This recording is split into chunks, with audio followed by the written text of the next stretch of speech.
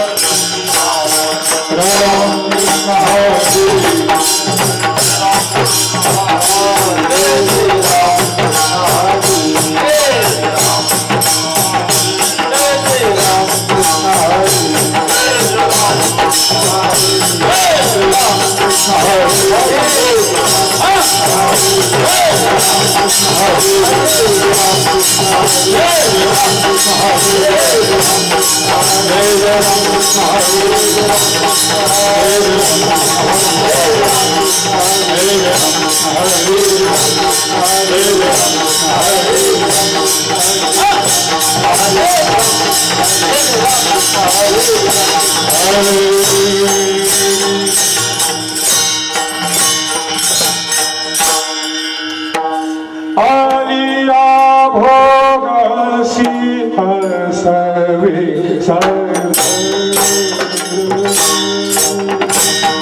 आलिया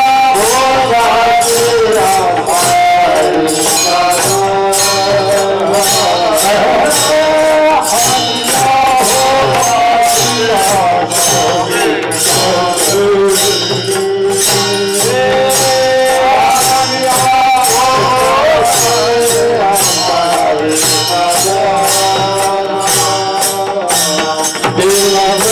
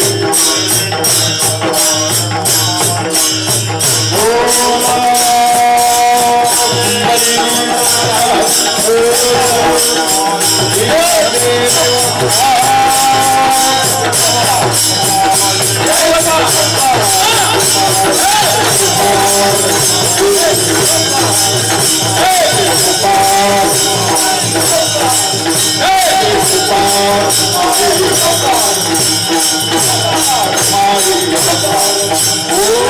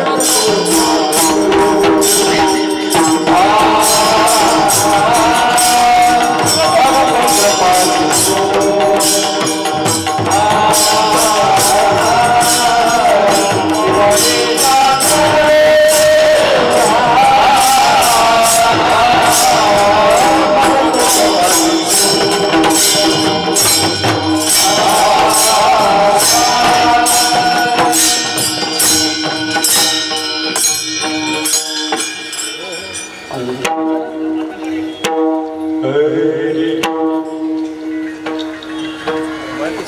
भोगासी असावे सादर देवावरी भर गारुनिया मग तो कृपा सिंधू निवारी सागर येईल किंवा पोरे काय रंग भयाची या मोठी दुःखाची या राशी शरण दाता देवासी भले मग तो कृपा सिंधू निवारी सागर येईल किंवा पोरे काय रंग तुका म्हणे नव्हे कायदा करिता चिंता वाचवाता विश्वंभर मग तो कृपा सिंधू निवारे साकडे येईल बापुरे काय रंग विठोबा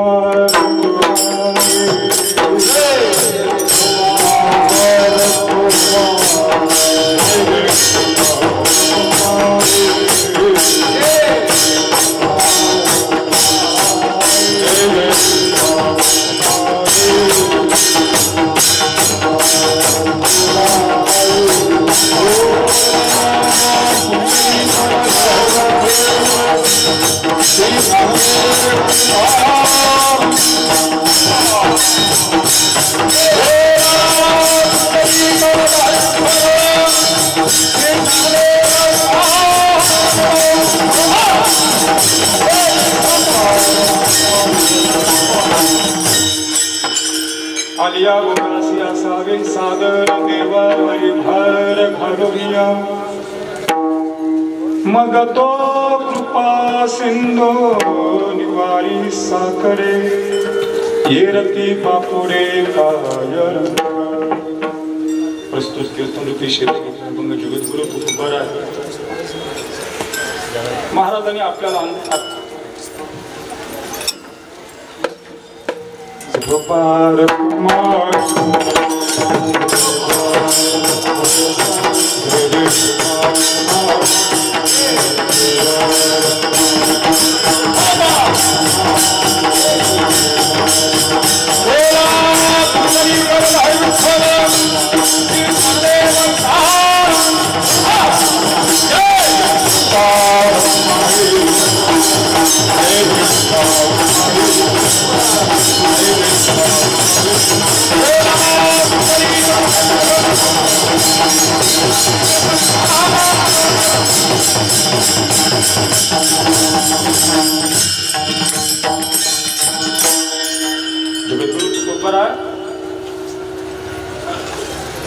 महाराजांनी आपल्या परतत्व स्पर्शवाणीतून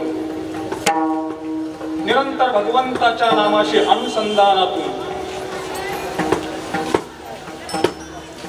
तुका म्हणे देह भरिला विठ्ठले या स्वरूपातून महाराजांनी मनुष्याला एका संकटातून एका संघर्षमय जीवनात आलेल्या संकटातून देत देत देत देत ही जीवनाची यथार्थ जीवनामध्ये आयुष्य जगत आयुष्याचा प्रवास करत करत अंतिमतः देहाची सार्थकता मूळ स्वरूपाला हा देह प्राप्त कसा करावा महाराजांनी आपल्या एक अनुभवातून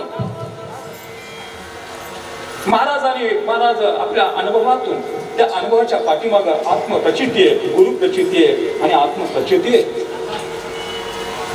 सर्व संतांमध्ये खरं तर आयुष्य बघायचं असेल, संघर्ष जीवनाचा संघर्ष पाहायचा असेल तर जगद्गुरु तुकोबाराकडे पहा.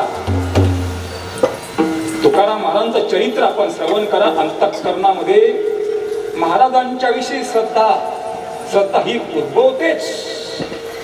जशी भागवत कथा ज्ञानाचा उद्भव करून देते, भागवत कथा जसं मोक्ष प्राप्त करून देते, भागवत कथा जसं विद्यमान देहामध्ये असतानाच परमात्मा तत्व हे प्राप्त करून देते, तशी भागवत कथा तसं तुकोबारांची वाणी आहे.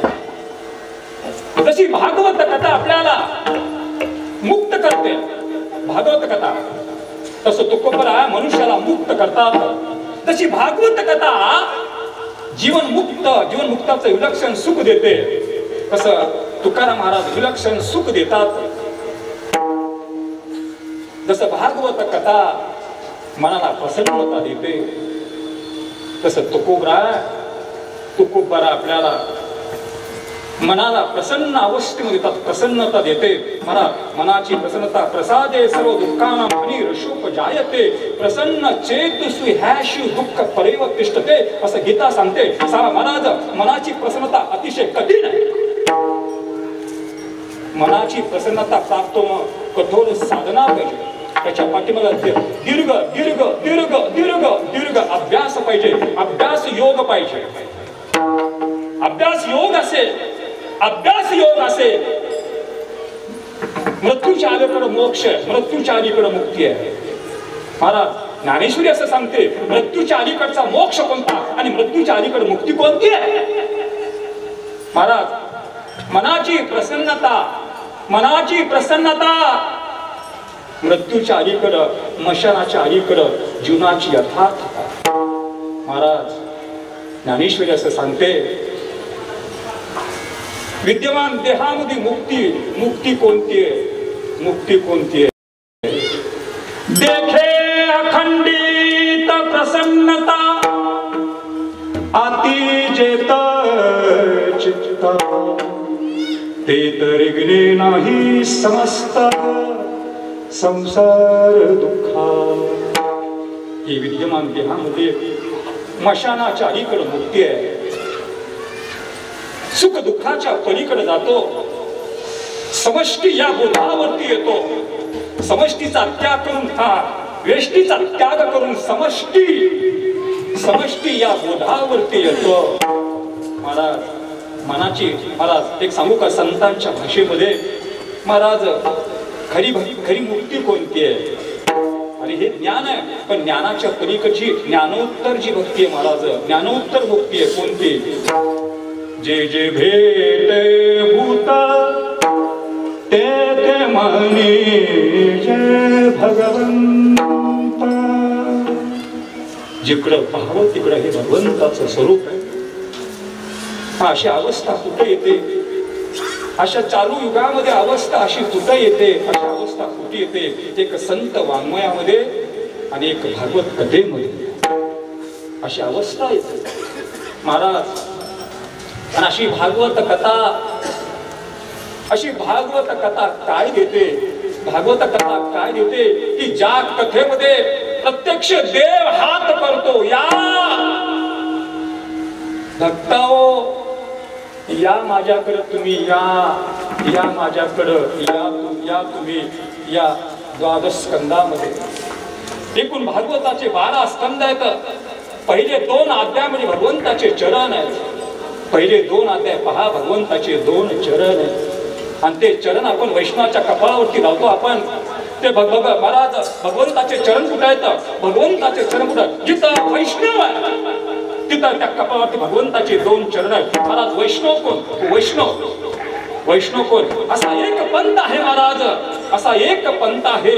याती धर्म नाही विष्णू असा की जिथं वैष्णव जग वैष्णवाचा धर्म की ज्या वैष्णव पंथामध्ये स्त्री आणि पुरुष हा भेद नाही. असा एक पंथ आहे की ज्या पंथावरती महाराज साक्षात देवाचे चरण आपण कपाळावरती मिळवतो. असा महाराज वैष्णव कोण असतो. महाराज खरा वैष्णव कोण. महाराज खरा वैष्णव असतो ना. खरा वैष्णवाचा अधिकार काय. धन्य धन्य वैष्णवाचा संग अखंड ते पांडुरंग नाचती कीर्तन भंग अखंड काल सर्वदा. जिथं वैष्णव आहे वैष्णवाच्या सानिध्यामध्ये प्रत्यक्ष पांडुरंग असतो. आता या जगामध्ये फक्त वैष्णव पंथ आहे. शैव पंथ आहे, वैष्णव पंथ आहे. इथं सगळ्या पंथाची लोक आहेत. कीर्तन असं एक माध्यम आहे. कीर्तन एक असं हे माध्यम आहे की या सर्व पंथाला इथं सकळाशी येते. हरि अधिकार कलियुगा उद्धार हरीच्या नामे असं एक कीर्तन असं एक माध्यम आहे की जिथं महाराज इथं वैष्णवाच्या संगतीमध्ये फक्त देव कुठे आहे वैष्णव संगतीत आहे. पण भागवत असं एक माध्यम आहे. भागवत असं एक माध्यम आहे. महाराज इथं देव स्वतः येतात. देव स्वतः देव स्वतः कैलास पर्वतावरून महादेव येतात, सत्य लोकातून ब्रह्मदेव येतात आणि वैकुंठावरून प्रत्यक्ष प्रत्यक्ष प्रत्यक्ष विष्णू येतात असं नाथ महाराज म्हणतात. असं नाथ महाराज म्हणतात ऐसा संवाद कैलास गिरज से सांगे त्रिपुरारी, कीर्तन गजरी उभे ती एका जनादरी सत्य निर्धारी, कीर्तन गजरी उभे तीन देव. आता इथे तीन देव बाहेर. आता इथे तीन देव ब्रह्मा विष्णू आणि महेश. या क्षणाला या तिथीला देव कुठं आहे? या तिथीला जसं मार्गशीर्ष महिन्यामध्ये विष्णू पदाला देव जसं असतात, मार्गशीर्ष महिन्यामध्ये देव कुठं आहे?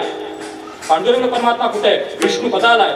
गोपाळपूरला विष्णू पदाला आहे. तसं देव मार्गशीर्ष महिन्यामध्ये देव जसं विष्णू पदाला, तसं आता जिथं भागवत कथा आहे, जिथं भागवत कथा आहे तिथं देव आहे. विठोबा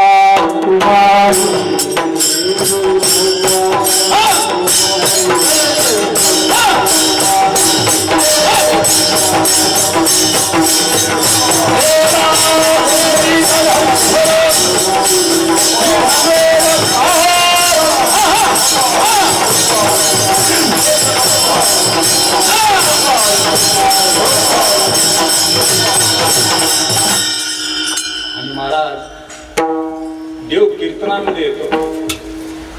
कीर्तनामध्ये येतो आणि करतो काय करतो?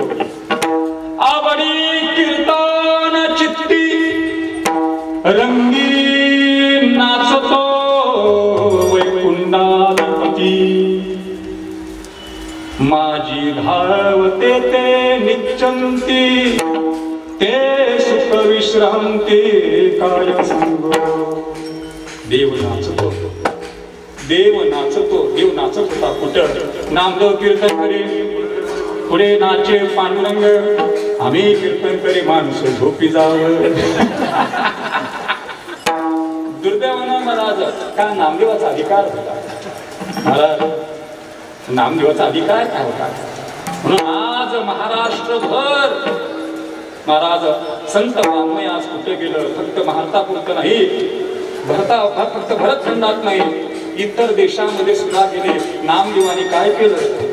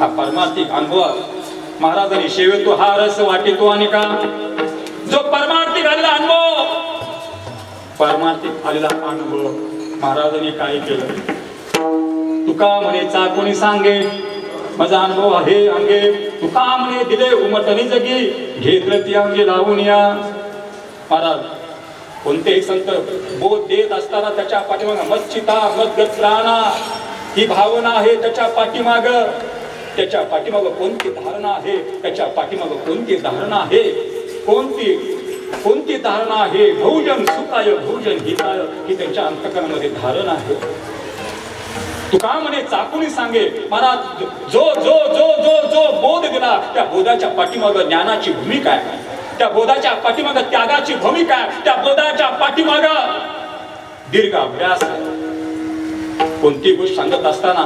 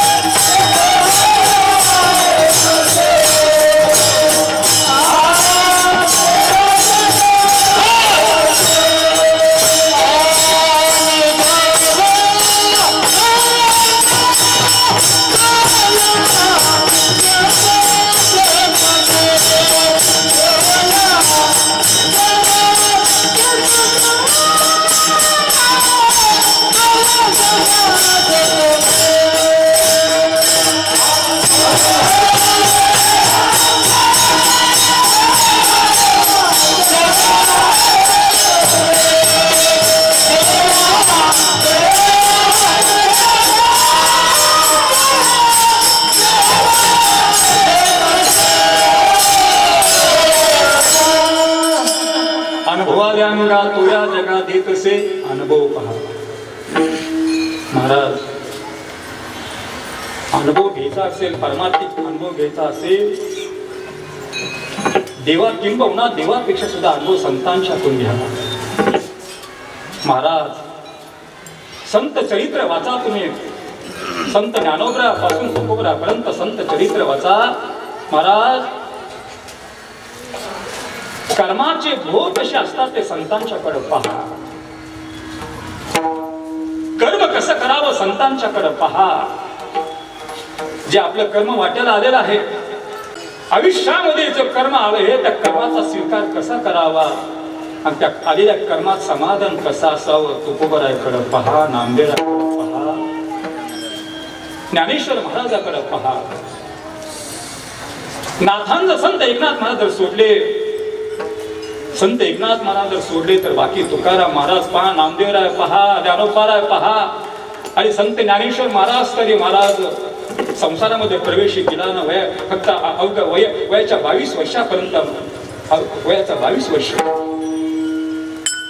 वर्षापर्यंत त्यांचं कर्म पहा कर्म करत असताना कर्म पहा कर्म करत असताना आणि त्या कर्माचे भोग भोगत असताना महाराज अवश्य संतांचं कर्म पहा की कर्म भोगण्याची शक्ती आपल्या अंगात येते देवाचं कर्म पाहू नका देवाचे कर्माचे भोग पाहू नका पण कर्माचे भोग कसं पाहावं जगद्गुरु तुकाराम महाराजाकडे पहा काय कर्माचे भोग महाराज काय कर्माचे भोग होते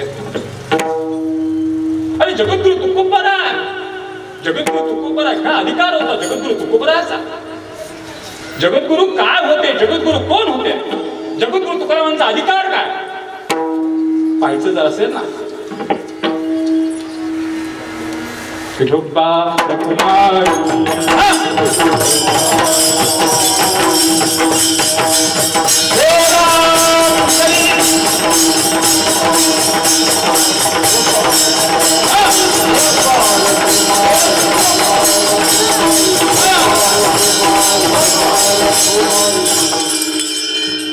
तुकाराम महाराजांचा अधिकार काय, तुकाराम महाराजांचं व्यक्तिमत्व काय पाहायचं असेल, फक्त निरोपरा पहा. निरोपरा तुकाराम महाराजांकडे पाहिला निरोपरायाने, आणि पाहिल्यानंतर काय म्हणतात निरोपरा, नमो सद्गुरु तुकी आज्ञा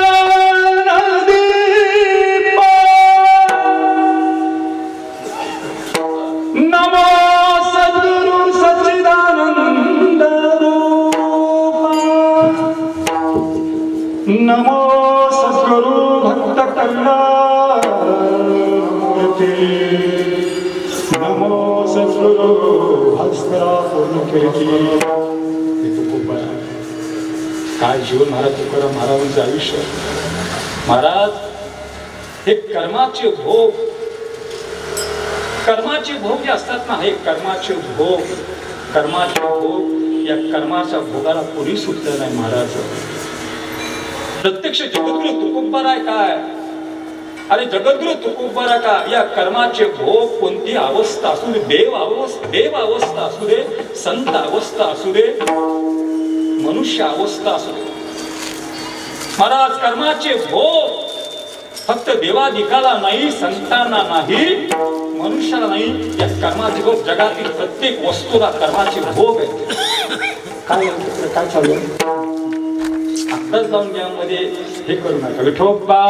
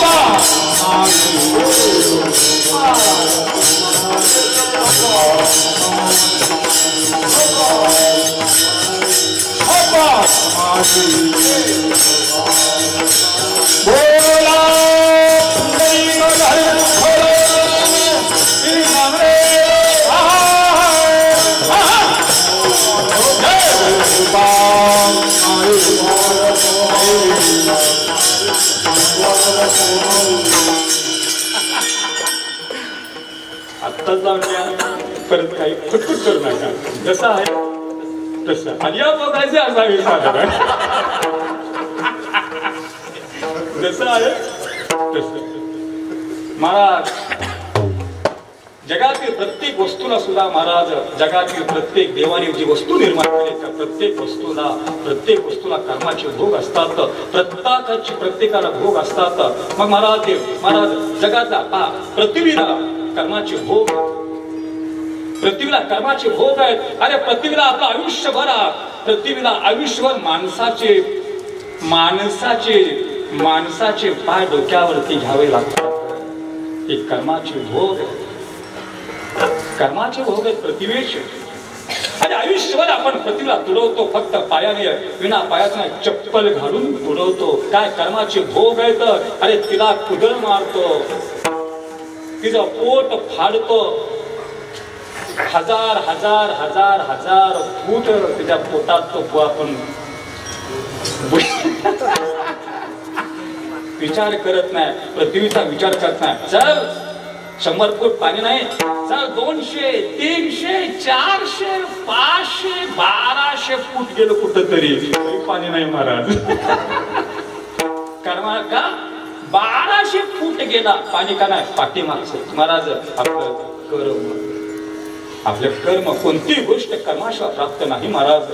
कोणती गोष्ट असू दे, कोणतीही गोष्ट असू दे, कर्माशिवाय प्राप्त नाही महाराज. महाराज कोणती महाराज उच्च अवस्था महाराज, जीवनाची प्रतिकूलता आणि अनुकूलता कशाच्या अधीन आहे. जीवनाची यश अपयश कुणाच्या अधीन आहे. जीवनामध्ये यश आणि अपयश कुणाच्या हातात आहे, आपल्या हातात नाही. जीवन आणि मृत्यू कुणाच्या हातात आहे महाराज, आपल्या हातात नाही. कुणाच्या हातात नाही, देवाच्या हातात नाही. देवाच्या हातात नाही, माणसाच्या मनगळात नाही महाराज. कुणाच्या हातात आहे, देवाच्या हातात नाही. कुणाच्या हातात आहे महाराज, कुणाच्या हातात आहे, कर्माच्या हातात आहे. सुख कोण देतं, देव देत नाही. दुःख कोण देतं, देव देत नाही. जीवनामध्ये अनुकूलता कोण देतं, देव देत नाही. आपलं कर्म देतं. आपलं कर्मच प्रत्येक गोष्ट देतं. आणि कोण देतं महाराज, कोणतं कर्म देतं, कोणतं कर्म देतं, कोणतं आपलं संचित कर्म देतं. कर्माचे 3 प्रकार आहेत. एक संचित, 2 क्रियमान आणि 3 प्रारब्ध. संचित कर्म कोणतं, केले ते क्रियमान, झाले ते संचितमान, प्रारब्ध दान उर्वरित उरले ते. 3 कर्माचे प्रकार आहेत. 3, एक संचित कर्म, 2 क्रियमान कर्म आणि 3 प्रारब्ध कर्म. संचित कर्म महाराज, पाठीमागचा भूतकाळ, मागच्या कर्मात आपण जे केलं त्या डोळ्याने पाहिलं नाही. आपण जे पाठीमागं कर्म केलं या डोळ्याने पाहिलं नाही. कोणत्या कर्मानं मनुष्य देह दिला, कोणत्या कर्मानं आपल्याला दुःख दिलं, कोणत्या कर्माने सुख दिलं, कोणत्या कर्माने हे आयुष्य दिलं. क्रियमान कर्मान नाही, प्रारब्ध नाही, संचित कर्मानं. पाठीमागचं संचित कर्म, पाठीमागच्या संचित कर्मानं अरे मोक्ष दिला नाही म्हणून तू कर्म, म्हणून परत जन्माला आला. संचित कर्माने काय दिलं तुम्हाला, काय दिलं. आगा कर्मी जे बुलावे ते सुख दुःख फळावे, तया ते भोगा यावे देहाये का. पाठीमागच्या कर्मानं तुम्हाला जन्म दिला. पाठीमागचं संचित कर्म, पाठीमाग संचित कर्म तुम्हाला जन्माला घातलं. आणि जन्मामध्ये जर तुम्हाला जन्मामध्ये आपल्याला सुख कोण देतं आणि भोग कोण देतं, सुख कोण देतं, भोग कोण देतं. भोगातून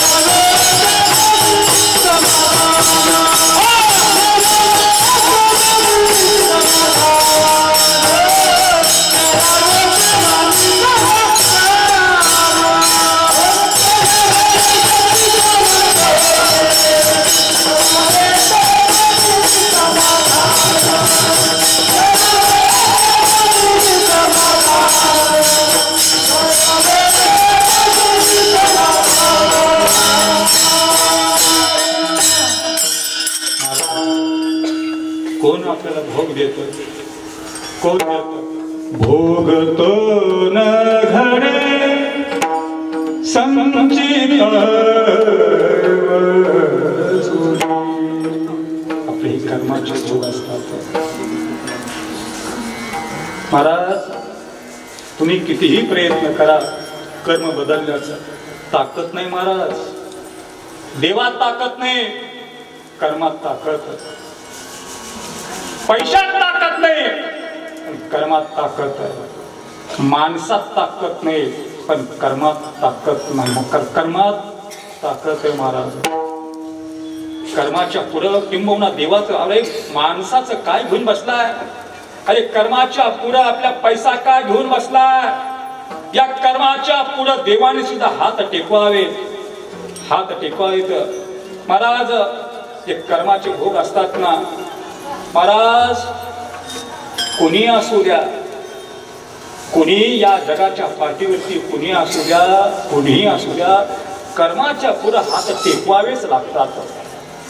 जगाच्या पाठीवरती कोणतं औषध नाही, असं एक वस्तू आहे जगामध्ये, कोणते त्याला कोणताच त्याला ऑप्शन नाही, कोणता पर्याय नाही. मध्यंतरी दुर्दैवानं महाराज आपलं हे कलियुगाचं कर्माचे भोग आहेत. कोरोना कुठून आला?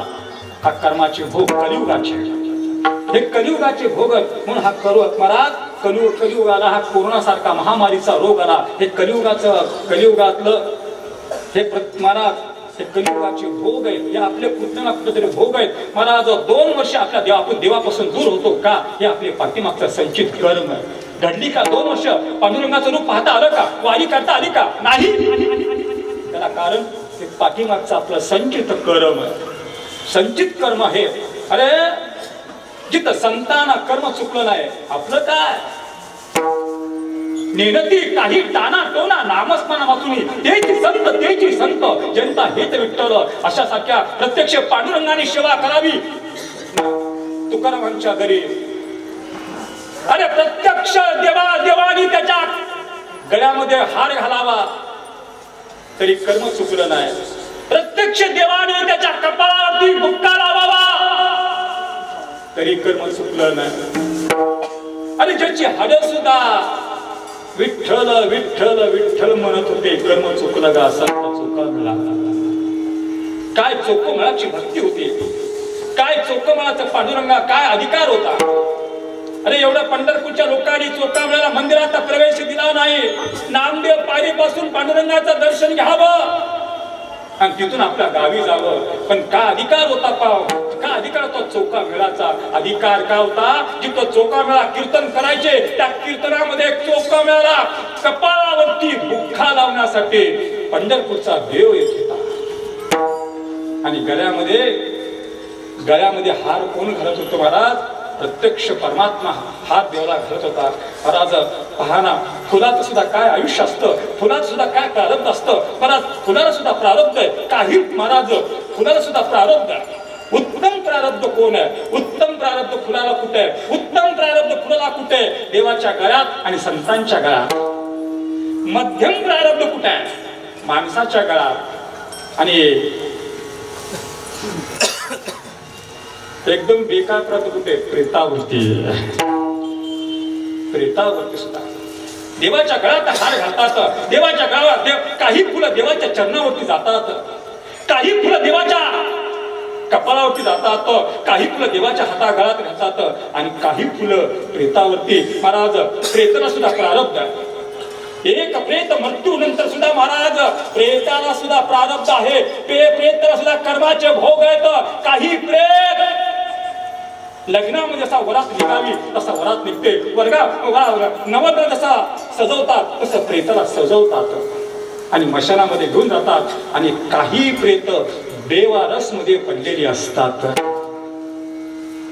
कुजून जातात प्रेतात. म्हणजे हे सुद्धा प्रेतात जसं कर्माचे भोग आहे प्रेताला सुद्धा. विठोबा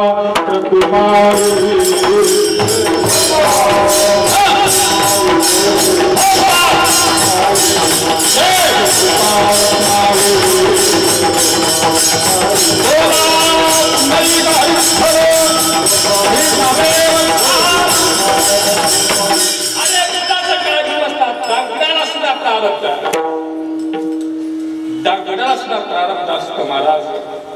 5 फुटाचा दगड आहे, 2.5 फुटाच्या दगडाची मूर्ती बनवतात आणि 2.5 फुटाची पाली बनवतात. एका दगडाच्या वरती चरणावरती आपण मस्तक टेकवतो आणि एका दगडावरती पाय घेऊन त्याच दगडावरती पाया पडायला जातो. दगडाला सुद्धा प्रारब्ध आहे. दगडाला अरे लोखंडाला सुद्धा प्रारब्ध असतं. लोखंडाची पट्टी घ्या, लोखंडाचा धातू घ्या. एक लोखंडाचा अर्धा 6 इंचा चिमटा करतात आणि 6 इंचाचा चमचा करतात. तो चिमटा असतो, चिमटा कुठं जातो, चिमटा सोनार कुठं, चिमटा कुठं नेतो, तो विस्तू का तो तापलेला कोळसा त्या चिमट्याने काढतो आणि तोच चमचा महाराज, एक चमचा लोखंडापासून चमचा बनवला, चमचा कुठं जातो, वाटीतला श्रीखंड घेतो आणि तोंडामध्ये टाकतो. हे प्रत्येक चमचा. आणि महाराज चमचा म्हणजे कोण, 2 वस्तूचा मधला चमचा.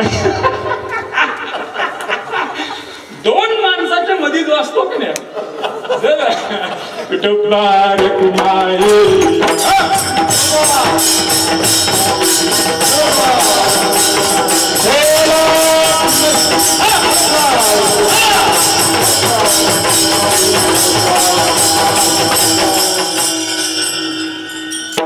प्रत्येकाला महाराज, प्रत्येकाला प्रारब्ध आहे.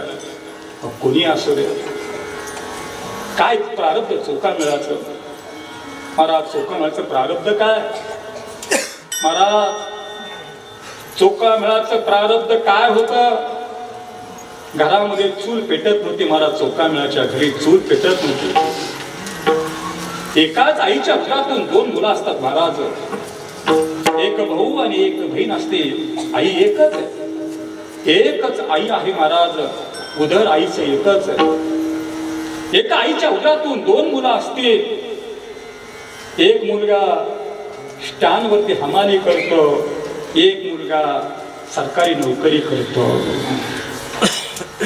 कोणता अपराध आईचा, तर आईचा अपराध नाही महाराज. काही मुलं महाराज आई बापाला दोष देतात, आमच्यामध्ये भेद करतो असं आई वडील म्हणतो, आई वडिलाला मुलगा म्हणतो महाराज. त्याच्यामध्ये आईचा अपराध कोणता नसतो, वडिलाचाही अपराध नसतो, आईचा अपराध नसतो महाराज.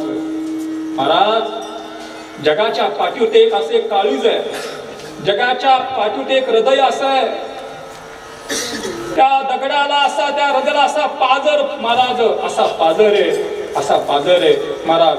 आईचा आणि मुलाचा संबंध किती आहे, आईचा मुलाचा संबंध किती आहे, किती संबंध आहे. फूल आणि फुलाचा सुगंध, फूल आणि फुलाचा जसा सुगंध आहे तसा आई आणि लेकराचा संबंध आहे. तसा माणूस आणि माणसाची सावली, तसा दोघांचा संबंध आहे. तसा आई आणि मूल याचा संबंध आहे. तसा पाणी आणि पाण्या आणि पाण्याचा ओलावा, तसा दोघांचा संबंध आहे. तसा आई आणि मुलाचा संबंध आहे. तसा तंतू आणि वस्तू दोघांचा तसा संबंध आहे. तसा आईचा आणि मुलाचा संबंध. आईच्या अंतःकरणातलं प्रेम दाखवता येत नाही. आईच्या अंतःकरणातलं प्रेम दाखवता येत नाही महाराज. कालच आमच्या महाराज, मी जिथं राहतो कोल्हापूरला महाराज, एक मांजर होती. त्या मांजरीला 2 पिल्लं झाली आणि ते एक पिल्लू घराच्या बाहेर पडल्याबरोबर एक कुत्र धावत आलं आणि त्या मांजरीनं पाहिल्याबरोबर कोणता कुत्र महाराज, मोठं कुत्र होतं. आईने कोणताही विचार केला नाही, धावत गेली त्या कुत्र्याच्या पाठीमाग. बाप पोराला खातो महाराज. बोका जगात असा एक बाप आहे, स्वतःच्या पोराला खातो. कोण? बोका. जगाच्या पाठीवरती महाराज काळीज कुणाचा पाहिजे असेल, आई पहा महाराज. आई याचा अर्थ काय होतो, आपल्या मुलाला ईश्वराचं दर्शन करून देते ती आई महाराज.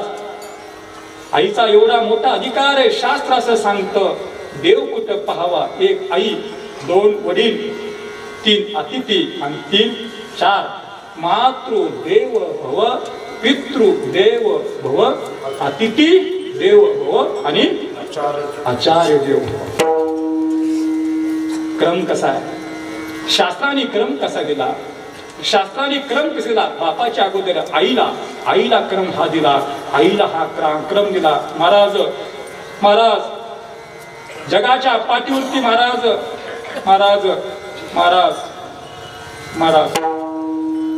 एक असा आई आहे.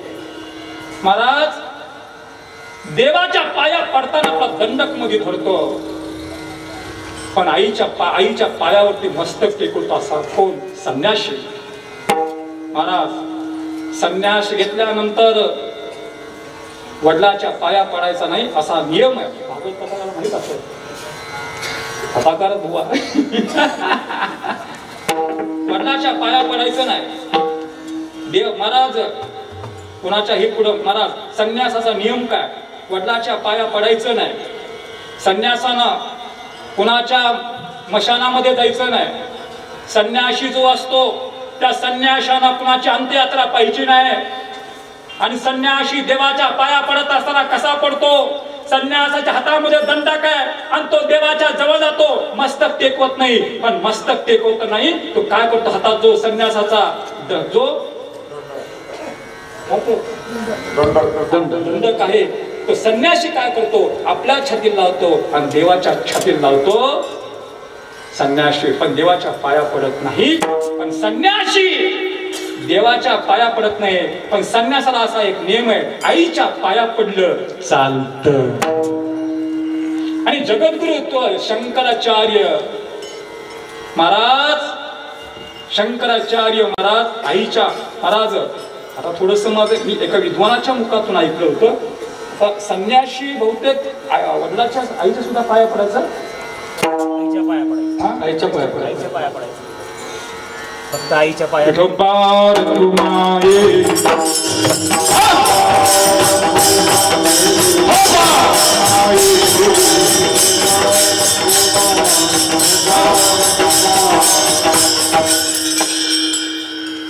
आद्य शंकराचार्य महाराज. शंकराचार्य संन्यासी लक्षणामध्ये. खरा संन्यासी कोण? ज्ञानोबा सांगतात, मी माझे आठवण विसरले जगाचे अंतःकरण, पारता तो संन्यासी जाण निरंतर. हा संन्यासी. मी हे पण विसरला तो संन्यासी. एका विद्वानाच्या मुखातून ऐकलं, महाराज संन्यासी कसा ओळखावा? एका विद्वानाच्या मुखातून ऐकलं, संन्यासी कसा ओळखावा? तो खरा संन्यासी आहे का डुप्लिकेट संन्यासी आहे याची परीक्षा घ्यायची असेल, एक फूल घ्या आणि ते फूल आपल्या घराच्या चैत्र महिन्यामध्ये घराच्या पत्र्यावरती ठेवा. ते फूल चांगलं वाळू द्या. अंतर गावात संन्यासी आला, ते पत्र्यावरचं फूल घ्या आणि ते फूल संन्यासाच्या हातात ठेवा. ते जर त्याचं फूल वाळलेलं फूल टवटवीत झालं, खरा संन्यासी. आणि आहे तसं राहिलं डुप्लिकेट संन्यासी. आपलं प्रारब्ध संन्यासी कसं ओळखावा? हा परीक्षा घेण्याचा नियम आला, पण खरा वारकरी कोण? हा नियम कोणता नाही असा. हा खरा वारकरी कोण? मोठा गंध होतो महाराज. खरा वैष्णव कोण? महाराज. खरा वैष्णव महाराज. खरे वैष्णव आमचे नामदेव आहे. खरे वैष्णवचे संत चोकामेळा महाराज. थोडस अजून पुढे जा, थोडस मागे.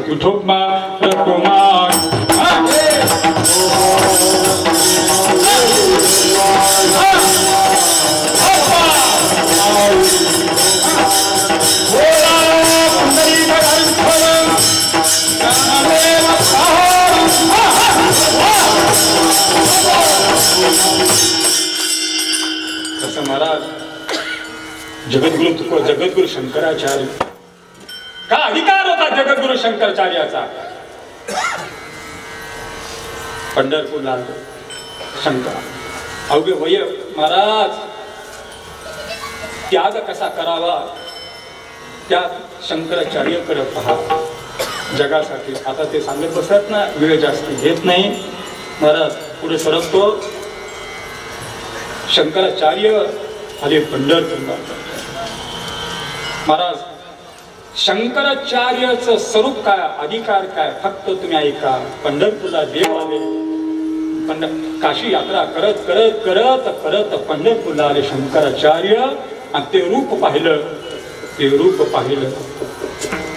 रूपाकडे पाहत पाहत पाहत पाहत पाहत महायोग पीठे तटे भीमरत्य वरम पुंडरीकाय समागत्य तिष्ठन्तमानन्दकन्दं परब्रह्मलिंगं भजे पांडुरंगम्. असं त्या रूपाकडे पाहत पाहत रूपाकडे पाहत पाहत काय रूपात ताकद, काय रूपात ताकद, काय रूपात ताकद. रूप पाहता लोचनी